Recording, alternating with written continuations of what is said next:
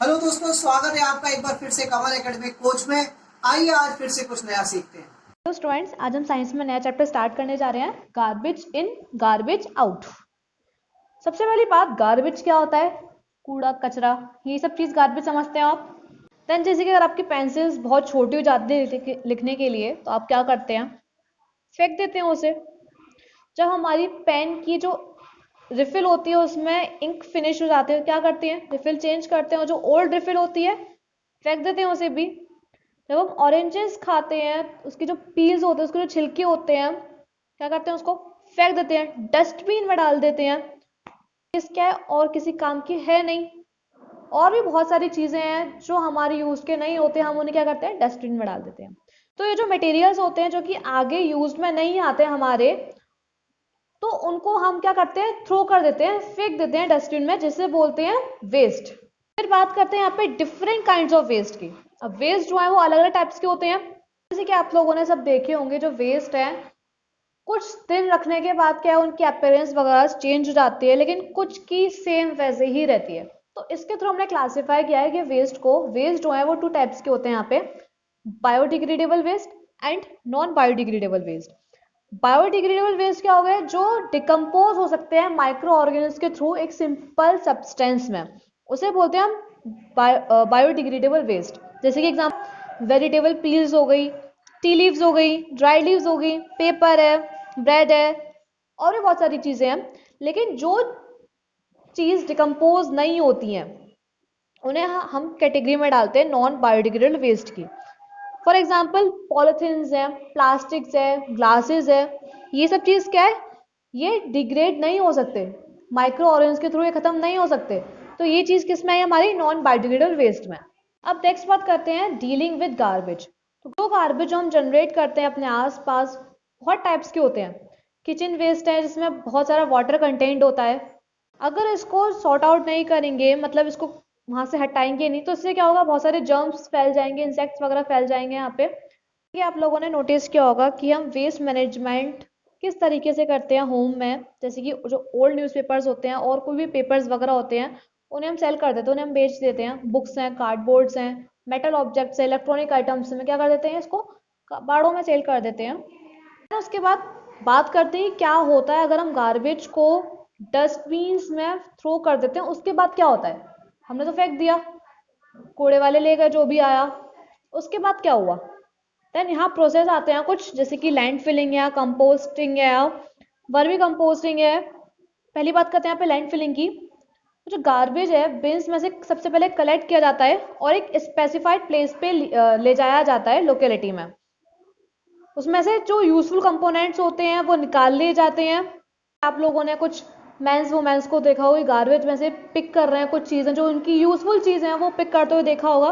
तो इसी चीज़ से, जैसे जो उनके हिसाब से जो उनकी यूजफुल चीज़ें हैं वो उसमें से ले लेते हैं। देन उसके बाद जो गार्बेज बचता है वो गार्बेज ट्रक्स में डाल दिया जाता है, और वो लो लाइंग एरियाज में ले जाया जाता है सिटी के अराउंड, जिसे बोलते हैं हम लैंडफिल साइट्स। ये जो साइट्स होती हैं, क्ले फैला के प्रिपेयर की जाती है, सब जगह क्ले फैला रहता है। और प्लास्टिक्स जो होती है वहाँ पे बॉटम पे होती है, एक हार्मफुल कंपोनेंट्स को प्रिवेंट करने के लिए गार्बेज में से, ताकि वो ग्राउंड में ना जाए। पे क्या है? गार्बेज डालते जाते हैं। पे जो गार्बेज है वो नेचुरली डिकम्पोज होता रहता है। तो एक बार फिल्ड हो जाता है, जो लैंडफिल साइट है वो कम्प्लीटली कवर्ड कर दी जाती है सॉइल से।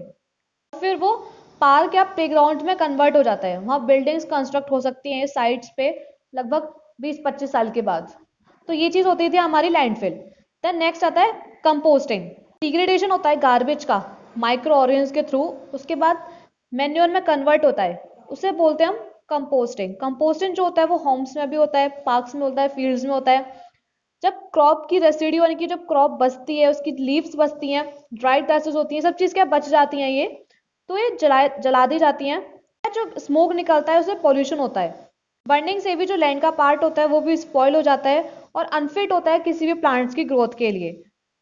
तो एक बेटर वे जो है, इस प्लांट वेस्ट से इसको कंपोस्ट बनाओ, मतलब डिग्रेडेशन हो जाए इस चीज़ का माइक्रो ऑर्गेनिज्म के थ्रू, जो कि मैन्योर में कन्वर्ट हो जाए बाद में। आता है वर्मी कंपोस्टिंग। तो जब कंपोस्टिंग अर्थवॉर्म्स और रेडवॉर्म्स के थ्रू होता है तो हम उसे बोलते हैं वर्मी कंपोस्टिंग। ये जो वॉर्म हैं ये बायोडिग्रेडेबल वेस्ट को ईट कर लेते हैं, खा लेते हैं, और देन उसके बाद ये मैन्योर में कन्वर्ट हो जाते हैं। और ये सारे जो वॉर्म्स होते हैं ये फूड खाते हैं एक दिन में जितना इनका बॉडी का वेट होता है। वॉर्म्स को मेनली मॉइस्चर की ज़रूरत होती है, शेड की ज़रूरत होती है, एक मॉडरेट टेम्परेचर की ज़रूरत होती है उसको सर्वाइव करने के लिए। तो वर्मी कंपोस्टिंग होता है, एक फील्ड्स में होता है, बहुत बड़े स्केल्स में होता है, मेनली बहुत चीप है और इजी मेथड है मैन्योर ऑब्टेन करने का किसी भी बायोडिग्रेडेबल वे से छुटकारा पाने के लिए। द नेक्स्ट आता है टॉपिक यहाँ पे plastic a dangerous evil. Plastics क्या है, मेनली मैनमेड मटेरियल्स है। कैसा होता है, इसका अपीयरेंस लाइट होता है, टच है, मैन्युफैक्चरर बनाने में भी इजी है, चीप है और एक इंसुलेटेड भी है। प्लास्टिक क्या है, ये बहुत इंपॉर्टेंट पार्ट है हमारी लिव्स का।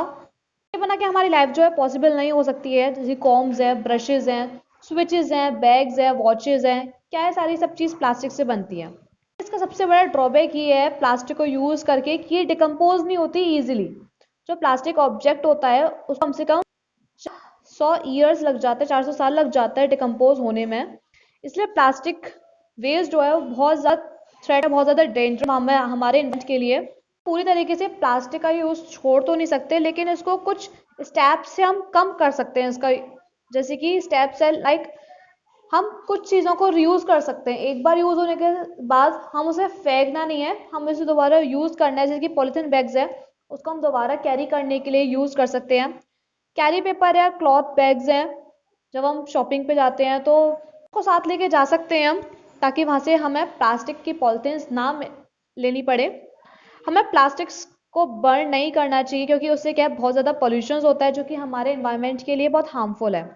जो उसमें से गैस फॉर्म्ड होती है जब उसे बर्न प्लास्टिक को बर्न किया जाता है तो वो गैस जो होती है बहुत पॉइजनस गैस होती है।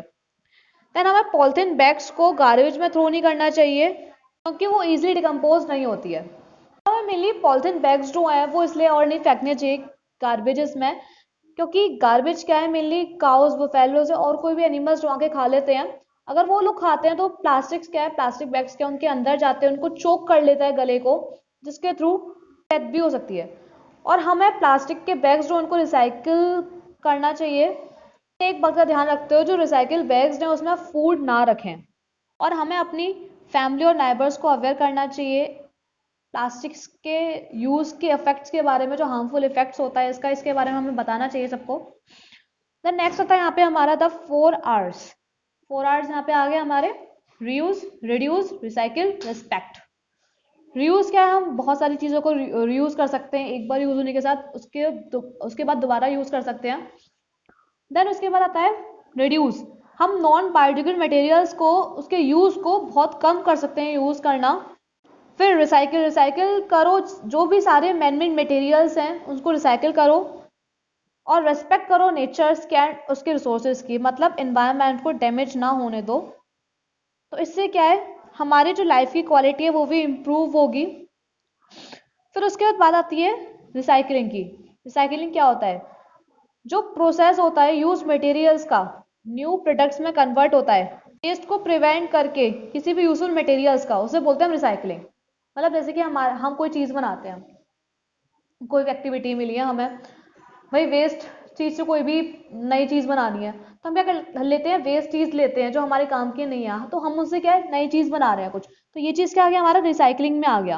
हमारा पुराना मटेरियल है जो हमारे यूज में नहीं आ रहा, उसको किसी और चीज़ में यूज लेके उसको नया बना के क्या होता है हमारे रिसाइकलिंग हो जाती है। जैसे कि यहाँ पे आगे recycling of paper, old newspapers है, बुक्स है, कार्डबोर्ड्स है, बॉक्सेस है, ये सब रिसाइकिल्ड हो सकते हैं और एक न्यू पेपर में कन्वर्ट हो सकते हैं। भाई पेपर जो होता है वो मेनली 8 से भी ज़्यादा टाइम्स रिसाइकिल्ड हो सकता है वो। देन आता है रिसाइकलिंग ऑफ मेटल।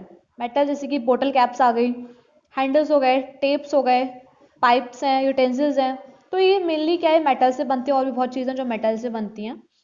तो इनको क्या है मेल्ट किया जाता है और एक न्यू ऑब्जेक्ट्स में कन्वर्ट किया जाता है। उसके बाद रिसाइकलिंग ऑफ ग्लास, जो भी ओल्ड ग्लास बॉटल्स हैं, ग्लास पेन्स हैं, मिरर्स हैं, इनको भी मेल्ट करके दोबारा यूज़ किया जाता है, दोबारा भी इनको कन्वर्ट किया जाता है। फिर आता है रिसाइकलिंग ऑफ प्लास्टिक्स, जो पॉलिथीन बैग्स होते हैं, जो और भी तरीके के प्लास्टिक्स होते हैं, इनको भी रिसाइकिल किया जाता है। फिर आता है why should I recycle paper. उसने क्वेश्चन लिया है कि हम पेपर को रिसाइकिल क्यों करें। मेनली वो तो बायोडिग्रेडेबल वेस्ट है ना, डिकम्पोज हो जाएगा, फेंक दो ऐसे ही, रिसाइकिल क्यों करना पेपर को? मेनली पेपर जो है वो ट्रीज से बनते हैं, जितना पेपर यूज होगा उतना ट्रीज का कट होगा, और जितने ट्रीज कट होंगे डिफॉरेस्टेशन होता जाएगा। लेकिन हमें डिफॉरेस्टेशन नहीं करना है, उससे भी क्या होगा, एनवायरनमेंट को हार्मफुल पहुंचेगा। अगर हम पेपर को रिसाइकिल करते हैं तो ट्रीज जो है वो सेव हो जाते हैं, क्योंकि मेनली 90% पेपर है वो वुड से बनते हैं। अगर हम 1 टन पेपर का रिसाइकिल करते हैं तो वो 17 ट्रीज को सेव करेगा। 1/3 ट्रीज जो हैं जो कि कट किए जाते हैं पेपर को बनाने के लिए। तो एवरी 1 टन न्यूज़पेपर का रिसाइकिल अगर हम करेंगे तो हम बहुत एनर्जी सेव कर सकेंगे टेलीविजन की पावर की 31 आवर्स में। यही का रीजन हमारा कि हम पेपर को रिसाइकिल क्यों करना चाहिए। सो इस चैप्टर में इतना ही। आप इस चैप्टर को अच्छे से रीड कीजिए और समझिए।